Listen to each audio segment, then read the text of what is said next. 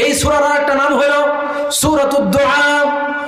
এই সূরার ভিতরে আল্লাহ রাব্বুল আলামিন দোয়াটি ঢুকিয়ে দিয়েছেন, কিন্তু দোয়া কেমনে করতে হবে, বান্দা কেমনে আল্লাহর কাছে দোয়া করবে, কেমনে চাইবে, সেই আদবটাও শিক্ষা দেওয়া হয়েছে।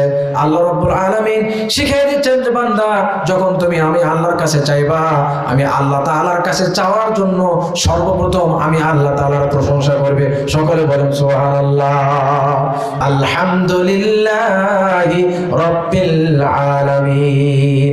All praise is for Allah, the Lord of the world. যে সারা পৃথিবীর মালিক যে মহান রব্বুল ইজ্জত ওয়াল জালাল, তারই সমস্ত প্রশংসা। যখন বান্দা নামাজের ভিতরে দাঁড়িয়ে আলহামদুলিল্লাহি রাব্বিল আলামিন বলে, আল্লাহ রাব্বুল আলামিন বলেন হামিদানি আবদি, আমার বান্দা আমার নামে প্রশংসা করেছে। সকলে বলেন সুবহানাল্লাহ।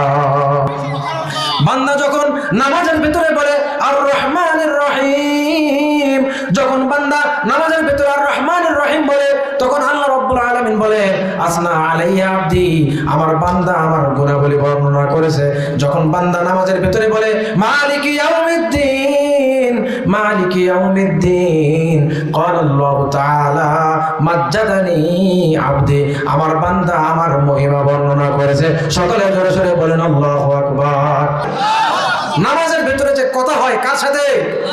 আল্লাহর সাথে। যদি বান্দা এগুলো বুঝতো তাহলে নামাজের ভিতরে মজা লাগতো। রব্বুল আলামিন বলেন যখন ক্বালাল আবদু, যখন বান্দা বলে ইয়্যাকা না'বুদু ওয়া ইয়্যাকা নাস্তাঈন, যখন এই আয়াতটা বান্দা নামাজের ভিতরে বলে, আল্লাহ রাব্বুল আলামিন ক্বালাল্লাহু তাআলা, আল্লাহ তাআলা বলে কাসামতু সালাতা বাইনি ওয়া বাইনা আবদি নিসফাইন, আমি আমার এই নামাজটাকে আমার মাঝে আর বান্দার মাঝে দুই ভাগে বিভক্ত করেছি।